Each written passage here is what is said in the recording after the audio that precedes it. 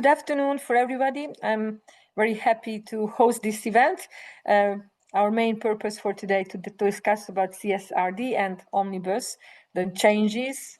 The main focuses are we streamlining or scaling sustainability regulation in the EU. The goals for today are that how to stay ahead of the EU regulation, how to make sure that we learn from the industry experts, and also to get some practical tips and tricks how to boost our ESG strategy within the organization. Therefore, we are going to have some speakers today who are going to lead you through, first of all, on the Omnibus package, simplification or setback by Camilla, Herrera and Gabor Lorincz. Thank you for accepting and to make a presentation on the topic. Later on, we are going to cover the CSRD compliance, where to start, how to get started in the organization with this compliance topic, presented by Daniel Kostian, Managing Director of Ignarium Alliance. And of course, you are going to have the possibility to put your questions, and the experts here, they are going to answer all your questions, hopefully helping you to get started and to deep dive even more in the ESG topics. Would like just to present our own organizations. First of all, Borealis Catalyst Group. We are dealing with management consultancy, organizational development. We are experts in how to make sustainability sustainable within the organizations, how to make sure that the organization is ready to align with the ESG, and making sure that on a long term they are really breathing with ESG together. The second organization in our partnership is FiSer Consulting. Their main purpose and their main service is about transformation services, project and program management, how to create a strategy from research to business case and system selection. And also they are partnering with you in implementation, making sure that the projects are really done, the control services are properly done within your organization, and they are very experts in business consultancy too. And last but not least, Ingenium, our partner, their main services are strategic planning, from market research, business planning, market entry strategy, sustainability reporting, digitalization, making sure that on the business events, on conferences, as workshops, there are a lot of learning opportunities within cross-industry and cross-organization, and they are really dealing with ESG framework. They are very certified training centered and certified ESG consultants. We are happy that our partnership is making sure that we can share a lot of knowledge, a lot of experience among the different industries and between our organizations. And now I would like to hand over the word for our first presenter on the Omnibus package. Camilla, the word is yours. Thank you. Thank you so much, Melinda, for the introduction. In this section on the Omnibus package update, we wanted to gather some, insights of what we are seeing right now, what is happening. You have seen it a lot probably on LinkedIn, a lot of discussions going on. So in this section, myself and Gabor, we will be presenting a little bit about this. Myself, maybe before we start, I'm a senior consultant at FiSer Consulting, coming from the banking industry, but basically at FiSer, as Melinda mentioned, we are helping clients in the Netherlands to with big transformation programs. And of course, sustainability is probably also one of these areas that is facing a lot of challenges. Of why Omnibus started to be such a hot topic during this year. You all know that the European Union has been way ahead in terms of sustainability regulations, being the most advanced jurisdiction, setting up the concept of double materiality and putting the sustainability reporting at part of financial reporting. So all of this has been, of course, very beneficial in terms of the potential on that could bring, but at the same time, now that regulations are in place, some are still being adapted. It also became very obvious that it is putting a lot of challenges, especially with small firms. So a lot of burdens in terms of the complexity that is adding, and that is putting European firms sometimes at a disadvantage compared to other jurisdictions. So here we wanted to kind of summarize a little bit of those aspects that are bringing the omnibus package arise. So basically, as you can see, high administrative complexity, regulations are regarding to sustainability are many, and they are sometimes overlapping in terms of requirements. So you also need to have a deep understanding on where you can optimize your efforts in order not to do twice the work required as well. But that requires for you to have the capacity to do that. Then, of course, there's still some inconsistencies across the member states, although the directive is clear when it comes to transposition to national law. Not all countries have the same, emphasis on the certain environmental, social, or governance topic within the regulations, and we are seeing, I think, Hungary is one clear example of that as well. So that also brings sometimes problem with lack of comparability, which is the next one. So especially now that we are seeing the first wave of companies reporting under CSRD, you can see the divergence in the type of reporting, the importance that some companies give to many topics, but at the same time not being able to actually compare those with other firms as well. And that possibility of maybe having such many topics, of course, there are some questions indeed on how can we prevent greenwashing in the end, especially because all the auditing will come a little bit, after, and all the revisions from the regulator.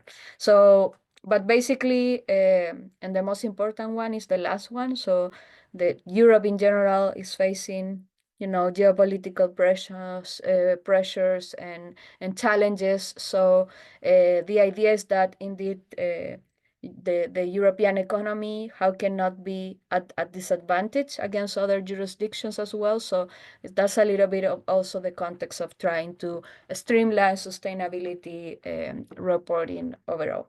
So given that, we wanted to show you a little bit of the main changes that come with Omnibus. So earlier this year, you see the proposal from the European Commissions on the Omnibus package with the intention of simplifying the regulations, streamlining, and kind to make it a little bit more easy, especially for smaller companies. So the Omnibus proposals means different changes in different sustainability regulations. We try to here to maybe highlight some of the most relevant changes, but of course there are more. And the first one is, of course, the Corporate Sustainability Reporting Directive, the CSRD, which was the main regulation that was going to put sustainability reporting at the part of financial reporting. So everything that in terms of making sure that sustainability is not another section of the annual reports of companies, but actually really make it as important as the financial disclosures. And what are the changes that we are seeing there? We are seeing that the scope is vastly affected. So now companies that have to comply are only companies of over 1,000 employees, from the original setup. That is what was going to be 500 for the first year, and then even 250 employees or over. So that, of course, takes out of 80% of what companies were originally going to be in scope. And also there is a stop the clock that also already was approved. So this means a 2-year delay for many companies to report. So all that come after the first wave, what that was just now. And on how to report on the ESRS, the sustainability reporting standards, actually also there we should expect further simplification. So the EFRAG is already with the mandate to review those, and sector-specific standards will be eliminated. There will be threshold increases for non-European groups with presence in Europe, and the auditing requirements are also affected. We will still have the limited assurance as a requirement, which is kind of the main goal originally of putting sustainability reporting at part of financial reporting. But also there was originally the option of having reasonable assurance even, and that is indeed now off the table. Then we have the following regulation that is, I would say, most relevant, affected under the Omnibus package is the Corporate Sustainability Due Diligence Directive, in which the information required won't be as originally thought, that it was supposed to cover the full value chain. Now it's only the focus is more into the direct suppliers. The frequency of those assessments are not going to be needed annually anymore. And of course, all the penalties and liability provisions are softened or even removed. So this is also driven by, when you are already stalling or delaying CSRD required for smaller companies, it means that for larger companies to be able to get the sustainability data they need from their suppliers, it's taking more time to be available as well. So that's a little bit of also the case that big companies will also not get information from the full value chain in time. Then we also have some changes in the taxonomy as well, with fewer data points required, also some delays in implementations. There will be a revision on the do not significant harm criteria, because also this was a little bit requested from some stakeholders as well. And some modifications on the carbon border adjustment mechanisms as well.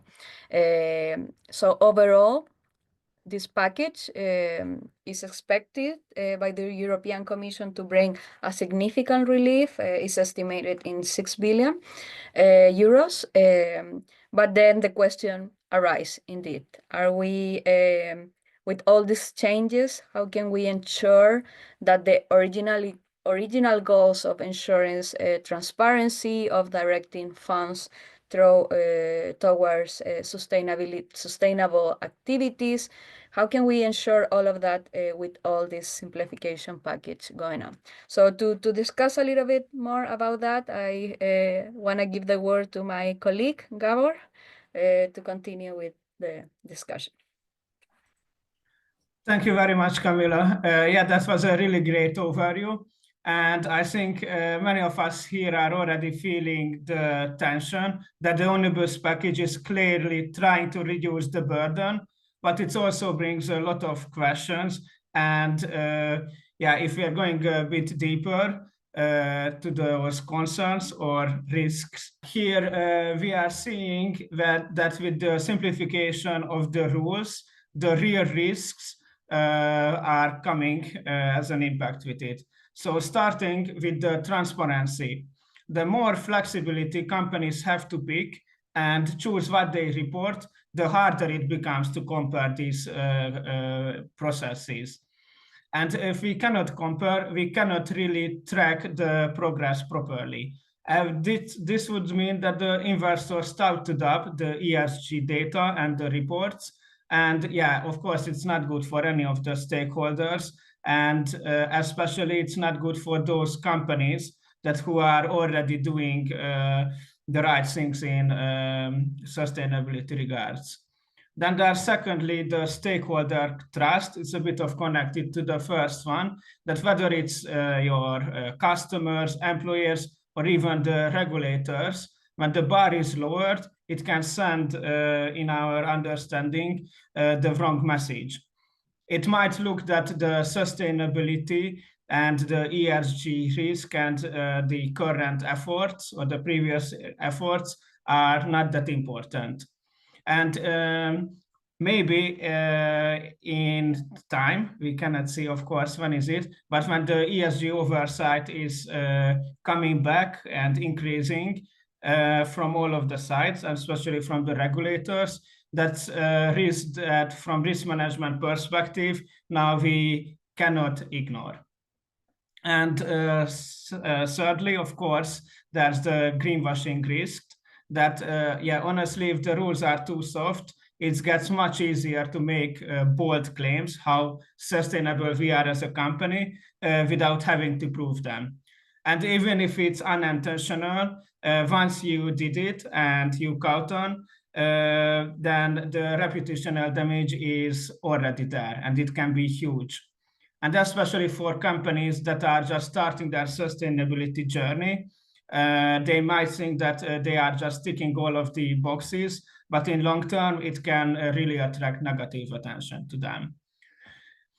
Yeah, and saying all of this, in the next slide, we can see that there are not just risks, but possible positive, but also negative impacts too. But firstly, let's start that the omnibus does reduce complexity. Of course, that was the main point of bringing the omnibus as a regulation. As Camilla explained, the less burden to companies. So with the regulatory complexity reduced, especially SMEs now have fewer mandatory reporting points, and this definitely would reduce their administrative burden. It would free up, of course, time, resources, but of course, in the end, for the short term, companies can save a lot of costs, even if they didn't have a huge ESG team so far, and they started to increase their team and efforts. With the new omnibus regulation, this huge investment can be delayed. The second one is the transparency challenges. With the CS-DDD requirements relaxed, for example, Daniel will later explain it, but for example, on now the shift, the focus is towards to the direct suppliers mostly, and now it gets harder to track accountability across the full value chain, which can be, yeah, of course, a whole sustainability point of view, it can be a negative impact, but for the smaller firms, for the short term, it can be a positive thing that for the whole supply chain, this ESG risk, now it would stay hidden. And of course, it would also mean them cost saving for the short term. Third, the investment recalibration is something that we already started to see, that company that already puts some serious money into the ESG compliance and infrastructure as well. Now they feel that the rules, of course, are changing, and they are wondering if they are already overinvested, they should invest in other ways, or they can think that now, would it swing back soon in a few years, or in 5 years, or 10 years? So yeah, it's a biggest question that we cannot foretell now, but it's definitely a huge impact from the investment perspective. And it comes also to the fourth point, to the market implications, that as the investors and all of the stakeholders are adjusting, they may shift their focus to the voluntary go beyond the previous sustainability requirements. And companies that keep reporting transparently, and when the rules are not that strict, they might seem to the investors and all of the potential stakeholders as a more reliable, forward-looking company. That could be a good point to consider if you want to differentiate from your competitors. And considering all of the risk we mentioned, the potential positive and negative impacts, we would recommend 3 things to companies. That firstly, definitely leverage the flexibility for the short terms. And of course, now you can use your resources on more concerning areas, but definitely do not disappear from the sustainability progress. Just because the laws give you more freedom, it doesn't mean that you should say less. And voluntary transparency can send a really strong signal to all of your stakeholders. Second, the supply chain due diligence should be still strong. And even now with the CS-DDD might water down, but the ESG risk from a risk management perspective side, it's of course, it's not disappearing. And that's why engaging suppliers and closely managing these ESG risks across your full value chain, it's still matters. And it also could still cost you a lot of money if you do not consider this risk, even regardless how strict is the law. And third, maybe this is the most strategic point, and maybe this is a bit of a summary of what we were trying to say, that use sustainability and these laws and regulations as a way to stand out. And especially now with the Omnibus package, those companies that go for the extra mile, even though it's not a strict rule or not a necessity, they can really differentiate themselves towards to their investors, customers, and also for future employees. It's a really important area where they can attract talents. So in short, yes, Omnibus brings relief, but also brings responsibility. And if companies consider this as an opportunity to take lead rather than take a break, they come out really stronger out of this. And yeah, and talking about how to turn compliance into strategy, Daniel will now guide you through how actually approach the ESG transformation, especially with the regulations like CSRD, the CS-DDD, and the EU taxonomy.